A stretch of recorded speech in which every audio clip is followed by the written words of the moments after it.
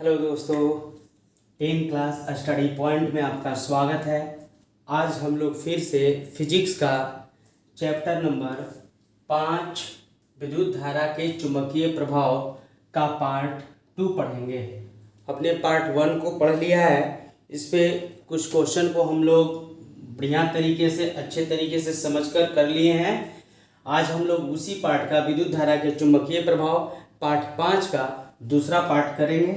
ठीक है, तो इस क्वेश्चन को आप लोग सबसे पहले क्या करें, स्क्रीनशॉट ले लीजिए। स्क्रीनशॉट लेने के बाद सारे क्वेश्चन को आप लगा लीजिए। लगाने के बाद फिर से आप कमेंट कीजिए कितना कितना आपका कौन कौन सही हुआ या बनाए, और फिर उसके बाद जब हम मिला लेते हैं तो उससे मिलाकर आप बता सकते हैं कि कितना सही हुआ कितना गलत हुआ।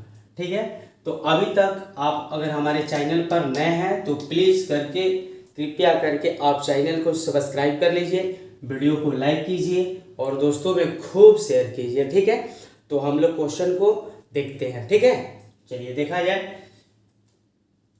फ्यूज के तार किस प्रकार के पदार्थ से बना होता है?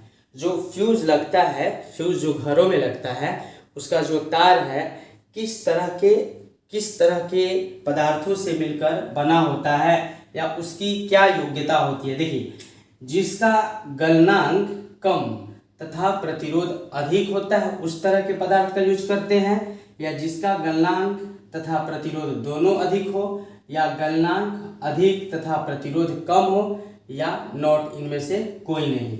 तो बताइएगा फ्यूज के तार किस प्रकार के पदार्थ से बना होता है? तो देखिए यहाँ पर पढ़ते हैं जिसका गलनांक कम। गलनांक कम का मतलब क्या कि अधिक धारा प्रवाहित जब होगा तो वह तार जो है अपने से गल जाएगा। अधिक धारा अधिक ऊष्मा को वह सह नहीं पाएगा। तो जिसका गलनांक कम रहेगा वही ना ज़्यादा तेज धारा बहने पर गल कर टूट जाएगा। ठीक है, और प्रतिरोध अधिक होगा, यानी कि आपका इसमें ऑप्शन नंबर ए होगा। और यहाँ पर कह रहा है कि जिसका गलनांक तथा प्रतिरोध दोनों अधिक हो, तो गलनांक और प्रतिरोध दोनों अधिक होगा तो धारा फिर अच्छा से प्रवाहित नहीं हो पाएगा। और यहाँ पर है गलनांक अधिक। जब गलनांक अधिक हो जाएगा तो घरों में लगे हुए उपकरण क्या हो जाएंगे, बहुत ज़्यादा धारा प्रवाहित होने पर विद्युत फ्यूज टूटेगा नहीं, है ना, तो क्या होगा, घर के जो उपकरण है वो नष्ट हो जाएंगे। फ्रिज टीवी बर्बाद हो जाएगा। अधिक धारा प्रवाहित होने के कारण फ्यूज टूटेगा ही नहीं तो घर में उपकरण क्या होंगे, बर्बाद हो जाएंगे। तो इसके लिए जिसका गलनांक कम तथा प्रतिरोध अधिक हो। ठीक है ना, चलिए अगला क्वेश्चन देखते हैं बाबू। विद्युत धारा उत्पन्न करने वाला युक्ति क्या है?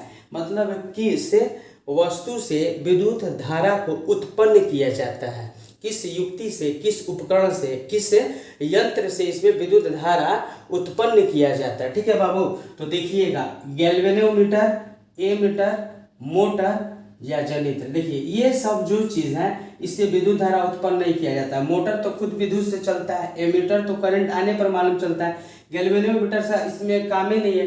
तो जनरेटर का मतलब होता है जनरेटर, और जनरेटर से ही क्या करते हैं, विद्युत धारा को उत्पन्न किया जाता है। बात तो समझ में आता होगा। विद्युत धारा को जनित्र, यानी कि जनित्र का अर्थ होता है जनरेटर, और जनरेटर से ही क्या करते हैं, विद्युत धारा को उत्पन्न करते हैं। जनरेटर चालू होता है ना, धक धक धक धक धक धक बजता है ना, वही है जनरेटर। ठीक है, तो जनरेटर से क्या होता है, विद्युत धारा को उत्पन्न किया जा सकता है। ठीक है बाबू, आगे विद्युत फ्यूज किस सिद्धांत पर काम करता है? जो विद्युत फ्यूज हम लोग लगाते हैं घरों में वो किस सिद्धांत पर कार्य करता है, वो काम करने का उसका क्या सिद्धांत होता है? ठीक है, तो देखिए विद्युत फ्यूज से क्वेश्चन आता है कि विद्युत फ्यूज किसका बना होता है। ठीक है ना, विद्युत फ्यूज से क्वेश्चन आता है कि विद्युत फ्यूज जो है वो किसका बना होता है, यानी कि विद्युत फ्यूज में जो तार होते हैं वो किसके बने होते हैं? विद्युत फ्यूज में जो तार लगे हुए रहते हैं वो किसके बने होते हैं? तो विद्युत फ्यूज में तार जो लगे हैं तांबा और टीन के बने होते हैं। विद्युत फ्यूज में तार जो लगे हैं किसका बने होते हैं? तांबा और टीन। इसको याद कर लेना होगा। विद्युत फ्यूज में जो तार लगे होते हैं वो तांबा और टीन के बने होते हैं। लेकिन कह रहे हैं विद्युत फ्यूज किस सिद्धांत पर काम करता है? तो चुंबकीय प्रभाव पर, या ऊष्मीय प्रभाव पर, या रासायनिक प्रभाव पर, या नॉट, NOT या नो है, मतलब इनमें से कोई नहीं।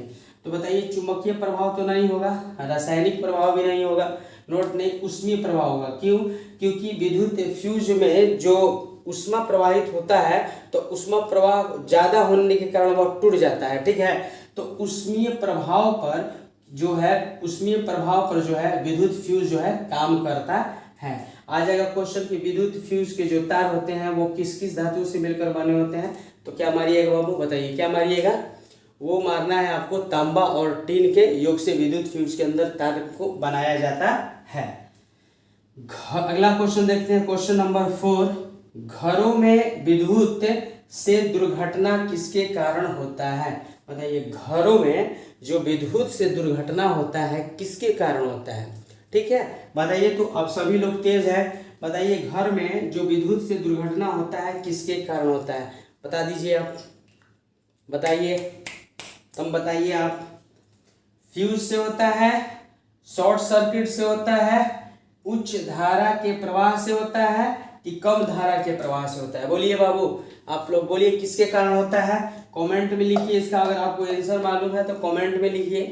देखिए घरों में जो विद्युत से दुर्घटना होता है वो फ्यूज से नहीं होता है, फ्यूज से तो और सुरक्षा प्रदान होगा कि अधिक मात्रा में करंट जाएगा तो फ्यूज क्या हो जाएगा, जल के टूट जाएगा, ठीक है। शॉर्ट सर्किट का मतलब क्या होता है बाबू, यही आंसर आपका होगा, शॉर्ट सर्किट। घर में जो आग लग जाता है, जो दुर्घटना हो जाता है, ये शॉर्ट सर्किट के कारण होता है। तो शॉर्ट सर्किट क्या है, देखिए ठंडा तार और गर्म तार क्या होगा, एक में जाके सड़ जाएगा, तो सड़ जाएगा तो वहां पर क्या लगता है, चिंगारी फेंकने लगता है, और चिंगारी फेंकने के कारण घरों में आग लग जाता है। वो चिंगारी गिर गया, मानकर चलिए कोई तरह का रखा हुआ कपड़ा वपड़ा है या किसी तरह का जलने वाला ज्वलनशील पदार्थ है, तो उस चिंगारी जाकर शॉर्ट सर्किट से गिर जाएगा और घर में आग लग जाएगा, वहीं भयंकर दुर्घटना होने का डर संभावना बना रहता है।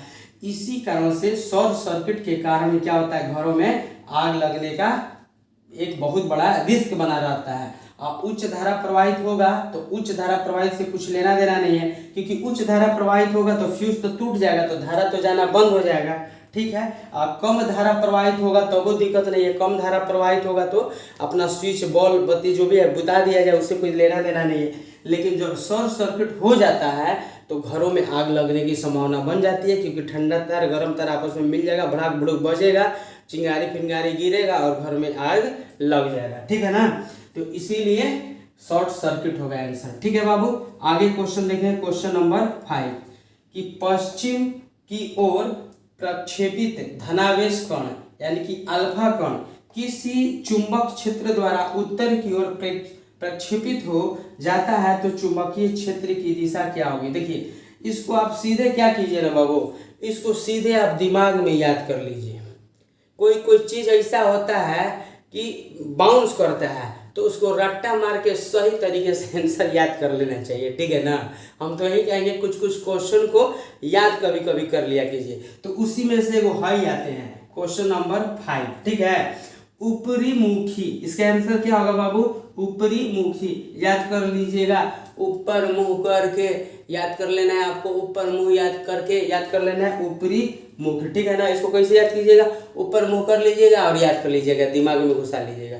इसका आंसर क्या होगा, ऊपरी मुखी, ठीक है। अब अगला क्वेश्चन देख लीजिए, ठीक है। देखिए क्वेश्चन नंबर 6, विद्युत जनित्र का सिद्धांत आधारित है, यानी कि विद्युत जो जनित्र है, विद्युत जनित्र का मतलब क्या, वही जनरेटर जो बताया है, विद्युत जनित जो जनरेटर होता है विद्युत जनित सिद्धांत आधारित है, मतलब विद्युत जनित किस सिद्धांत पर काम करता है। तो क्वेश्चन है धारा के ऊष्मीय प्रभाव पर कि विद्युतीय चुंबकीय प्रेरण पर कि प्रेरित चुंबकीयत्व पर ना, और अगला है ये डी है बाबू आपका, ये क्या है, डी है, ये डी है, ठीक है ना, प्रेरित विद्युत पर। तो विद्युत जनित्र का जो सिद्धांत है वो विद्युत चुंबकीय पर, विद्युत चुंबकीय के कारण क्या होता है, विद्युत जनित्र जो है जनरेटर जो है चलता रहता है। तो इसको आपको याद करना है ऑप्शन नंबर बी। क्या याद करना है बाबू, ऑप्शन नंबर बी, विद्युत जनित्र का सिद्धांत आधारित है विद्युत चुंबकीय। बहुत वीवीआई क्वेश्चन है, एग्जाम में बहुत बार आता है ये। एग्जाम में क्वेश्चन नंबर 6 का बी जो विद्युत चुंबकीय प्रेरण पर, इसको आपको याद कर लेना है, ये एग्जाम में 100% आता रहता है, ठीक है ना। अगला क्वेश्चन है तरंग दैर्घ्य को सामान्यतः व्यक्त किया जाता है। तो मीटर में व्यक्त किया जाता है कि हॉर्स में व्यक्त किया जाता है, तो मीटर प्रति सेकंड में, या डी नॉट। एन का मतलब नॉट समझिएगा, जगह नहीं था इसलिए एन लिख दिए हैं। एन का मतलब नॉट, मतलब इनमें से कोई नहीं। तो तरंग दैर्घ्य जो है मीटर में कि हर्ट्ज में कि मीटर प्रति सेकंड में, किस में, देखिए हर्ट्ज में क्या होता है, हर्ट्ज में आवृत्ति को, ठीक है, और मीटर प्रति सेकंड में किसको, चाल को। तो मीटर में ही क्या तरंग दैर्घ्य मापाता है, किसमें, तरंग दैर्घ्य को समानता व्यक्त किसमें किया जाता है, मीटर में। याद कर लेना होगा, तरंग दैर्घ्य को समानता व्यक्त किसमें किया जाता है, मीटर में, ठीक है ना। चलिए आगे देखते हैं। विद्युत चुंबक एक क्या है, विद्युत चुंबक का बात कर रहा है, यहाँ पर ध्यान देना है, विद्युत चुंबक का बात कर रहा है। विद्युत चुंबक एक है प्रबल चुंबक, विद्युत चुंबक, और अस्थायी चुंबक की अस्थायी चुंबक। देखिए विद्युत चुंबक जो होता है वह आपका अस्थायी चुंबक होता है। अब कारण है कि कैसे, तो बता दे रहे हैं। जब तक विद्युत चुंबक से धारा प्रवाहित होगा तभी तक उसमें चुंबकत्व का गुण होगा, और जैसे धारा प्रवाहित बंद कर दिया जाए, जैसे धारा प्रवाहित बंद कर दिया जाए तो उसमें चुंबकत्व का गुण क्या होता है, समाप्त हो जाता है बाबू, ठीक है। इसीलिए उसको अस्थायी चुंबक भी कहा जाता है।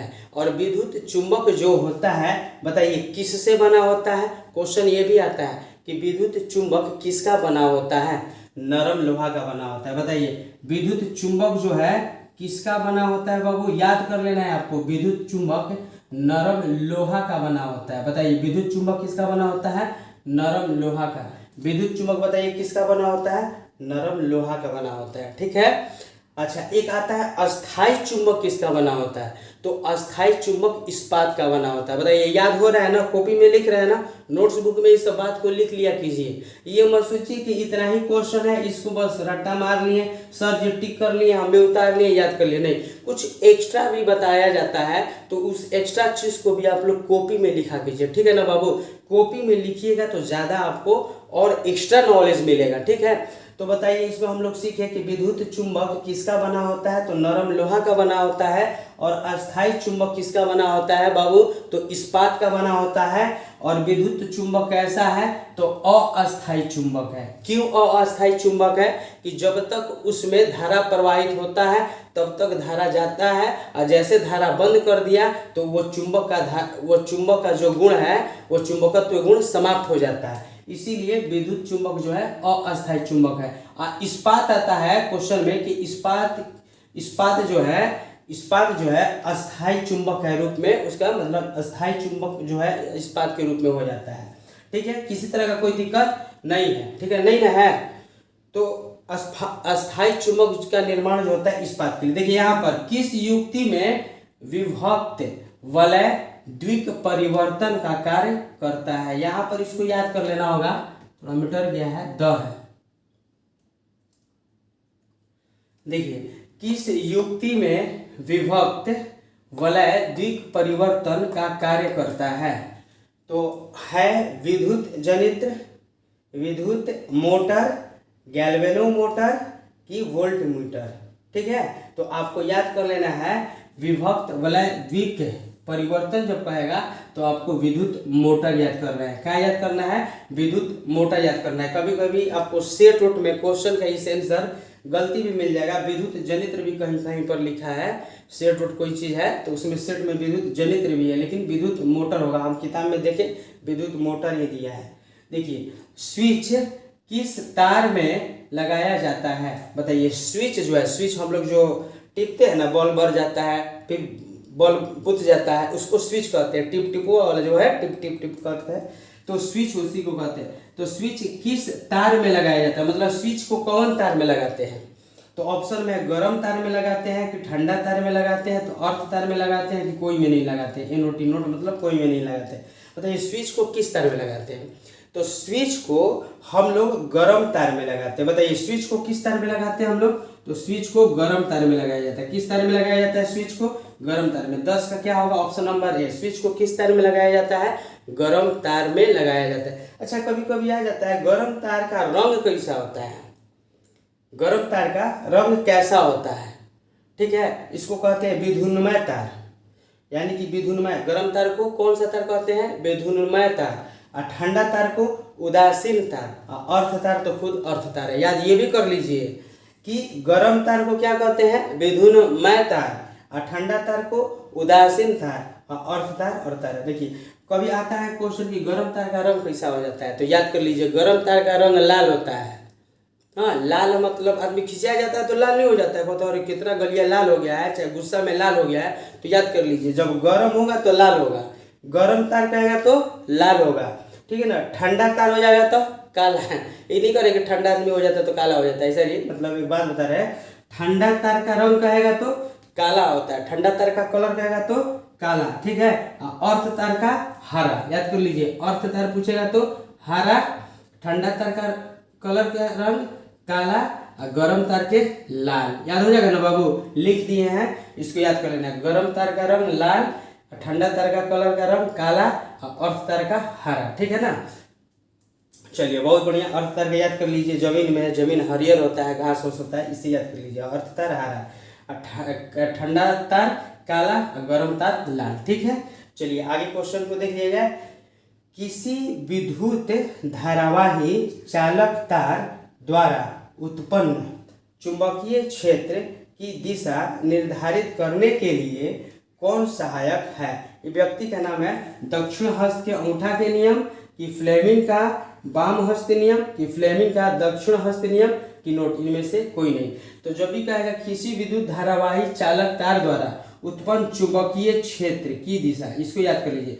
चुंबकीय क्षेत्र की दिशा, क्या याद करना है? चुंबकीय क्षेत्र की दिशा। जब भी चुंबकीय क्षेत्र की दिशा कहेगा किसी विद्युत धारावाही चालक तार के लिए, तो आपको याद करना है दक्षिण हस्त के अंगूठा नियम।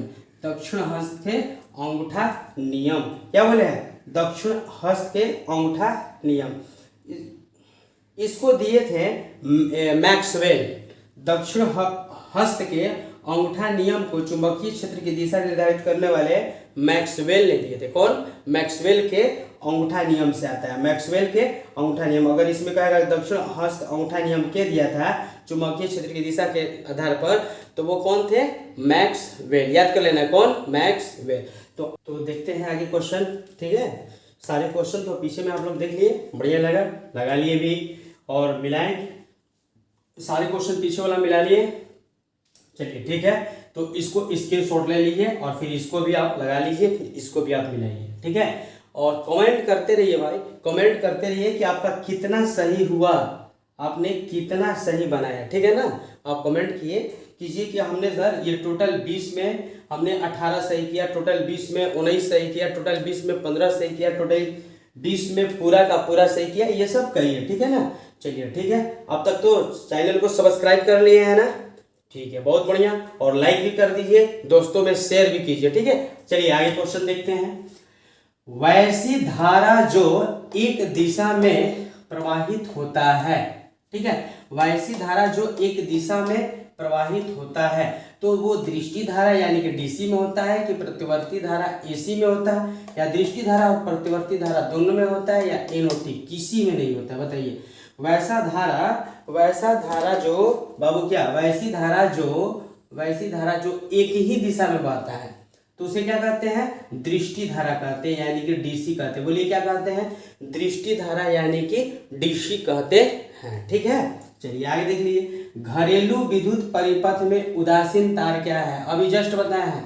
उदासीन तार का रंग कैसा होता है? उदासीन तार का रंग कैसा होता है? उदासीन का मतलब समझ में आ रहा है ना बाबू? बताए दिए। उदासीन का मतलब होता है ठंडा तार। कैसा तार? ठंडा तार। तो ठंडा तार का रंग कैसा होता है बताइए। अभी जस्ट इससे 2 क्वेश्चन पहले या 3 क्वेश्चन पहले बताया है हम कि उदासीन तार का जो यानी कि ठंडा तार का जो रंग कैसा होता है, कैसा होता है? चलिए बताइए कैसा होता है। समझ रहे हैं आप? ठीक, इससे 2-3 क्वेश्चन पहले हम बताए हैं कि ठंडा तार का रंग कैसा होता है, ठीक। तो आप इस कमेंट को कमेंट बॉक्स में लिखिए कि सर जी इसका आंसर ए होगा, चाहे आप जान रहे आंसर बी होगा, या आप जान रहे आंसर सी होगा, या नहीं, कौन सा आंसर होगा। चलिए कमेंट बॉक्स में लिखकर जल्दी बताइए। चलिए जल्दी बताइए आप कमेंट बॉक्स में लिखकर कि सर 13 का आंसर ए होगा, बी होगा, सी होगा, डी होगा, कौन सा होगा। जल्दी कमेंट बॉक्स में लिखिए, तब तक हम 15 बता रहे हैं आपको, ठीक है।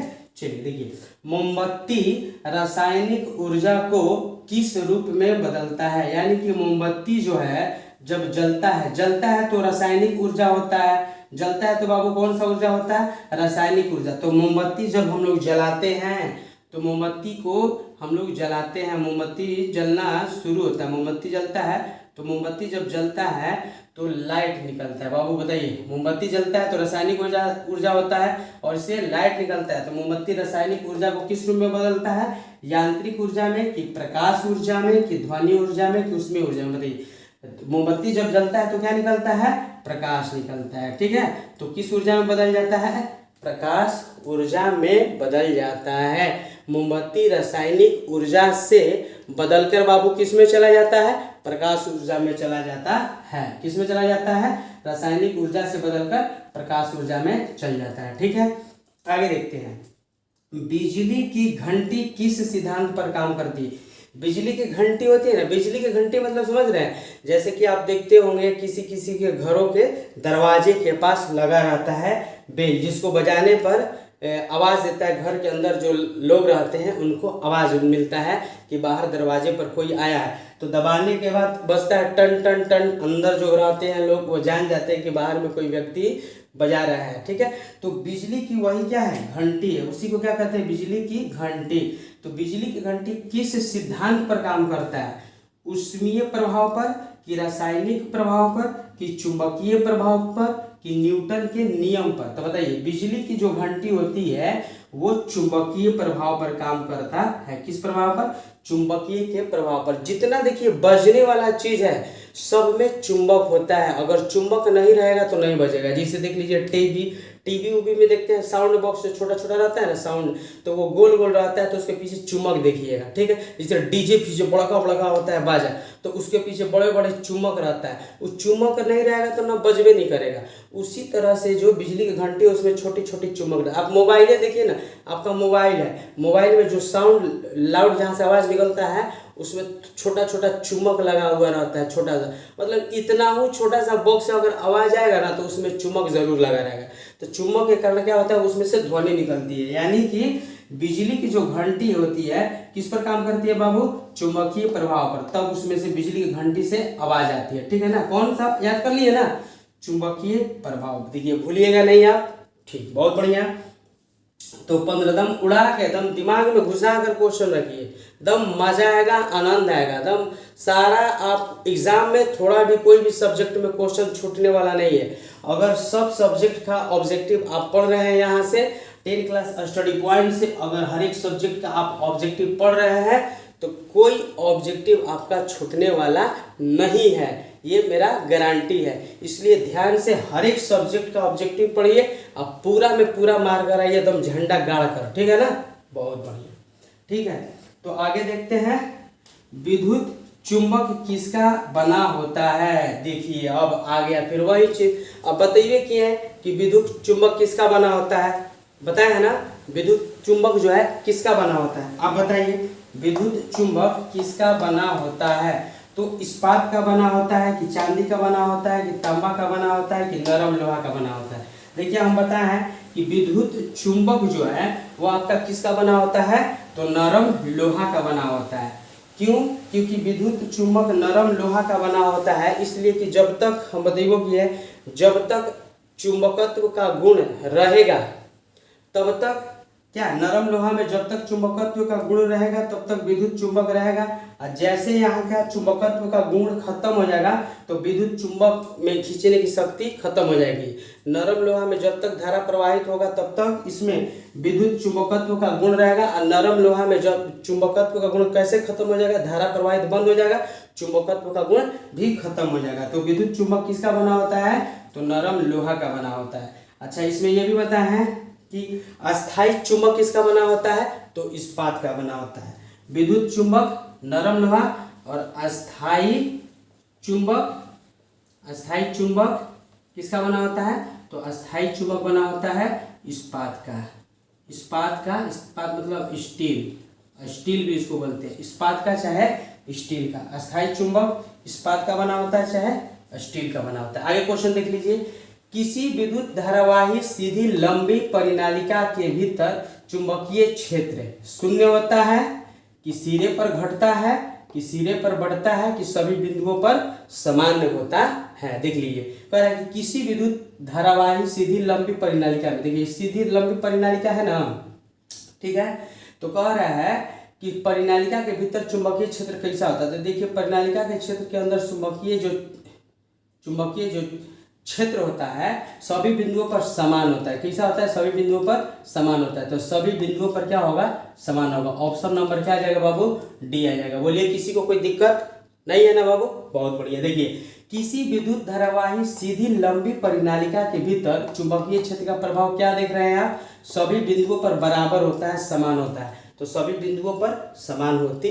है। ठीक है, चलिए आगे क्वेश्चन देखते हैं। एक गतिमान आवेशित कण क्या उत्पन्न करता है? एक गतिमान आवेशित कण, देखिए आवेशित कण क्या उत्पन्न करता है?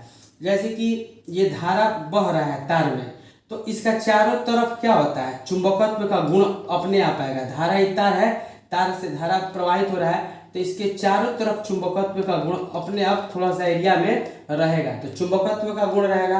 अगर चारों तरफ चुंबकत्व का गुण रहेगा तो इसमें हल्का हल्का धारा अपने आप प्रवाहित होगा। तो देखिए चुंबकीय एवं विद्युत क्षेत्र दोनों होगा। केवल चुंबकीय क्षेत्र नहीं होगा, केवल विद्युत क्षेत्र नहीं होगा, होगा तो क्या होगा? दोनों होगा। ठीक है ना बाबू? क्या होगा? दोनों हो जाएगा। यानी कि चुंबकीय क्षेत्र भी होगा और विद्युत क्षेत्र भी होगा, दोनों होगा। ठीक है ना। अतिभारण के समय परिपथ में धारा का मान क्या होता है? अब बताइए कि अतिभारण क्या है? अतिभारण के समय परिपथ में धारा का मान कितना होता है? अतिभारण का मतलब जैसे कि धारा प्रवाहित हो रहा है, तार है, तार से धारा प्रवाहित हो रहा है, और धारा जब अत्यधिक प्रवाहित होता है, धारा जब अत्यधिक तार से प्रवाहित होता है तो उसी को कहते हैं अतिभारण। क्या कहते हैं? उसी को कहते हैं अतिभारण। यानी कि शून्य रहेगा, अत्यधिक बढ़ जाता है कि पहले ही जैसा सामान्य रहता है, जैसे पहले था वैसा ही रहता है, कि इनमें से कोई नहीं। तो अतिभारण के समय विद्युत परिपथ में क्या होता है ना, अधिक धारा दम जाने लगता है। अधिक धारा क्या होता है? जाने लगता है। तो अधिक धारा जब जाने लगेगा तो वही फ्यूज क्या हो जाता है? फ्यूज जो बीच में लगा रहता है वही फ्यूज टूट जाता है। तो अतिभारण के समय अत्यधिक मात्रा में क्या होगा बाबू? धारा बढ़ जाता है। ठीक है, कोई दिक्कत नहीं है? ठीक, बहुत बढ़िया। आगे देखते हैं। लास्ट क्वेश्चन है क्वेश्चन नंबर 20। आप 19 का जान गए, ऑप्शन नंबर बी। अब लास्ट 20 में देखते हैं। विद्युत चुंबकीय प्रेरण में उत्पन्न धारा की दिशा किस नियम से बतलाई जा सकती है? विद्युत चुंबकीय प्रेरण, या करिए विद्युत चुंबकीय प्रेरण में उत्पन्न धारा की दिशा, किसका दिशा? धारा की दिशा किस नियम से बतलाई जा सकती है? आपको दो चीज याद करना है, विद्युत चुंबकीय प्रेरण में धारा की दिशा। ठीक है, तो मैक्सवेल के दक्षिण हस्त नियम कि फ्लेमिंग के वाम हस्त नियम? पहले तो मैक्सवेल का होगा नहीं, पहले तो मैक्सवेल का होगा नहीं। दूसरा नंबर है कि फ्लेमिंग के वाम हस्त नियम। तो फ्लेमिंग के वाम हस्त नियम नहीं होगा, फ्लेमिंग के कौन हस्त नियम होगा? फ्लेमिंग के दक्ष हस्त नियम से विद्युतीय चुंबकीय प्रेरण में धारा की दिशा को बताया गया है। तो बताइए, आपने 20 क्वेश्चन को देखा और ये वीडियो को अंत तक देखने के लिए आप मेरे साथ बने रहें, इसके लिए बहुत बहुत धन्यवाद। कृपया करके आप हमारे चैनल को सब्सक्राइब करिए। धन्यवाद।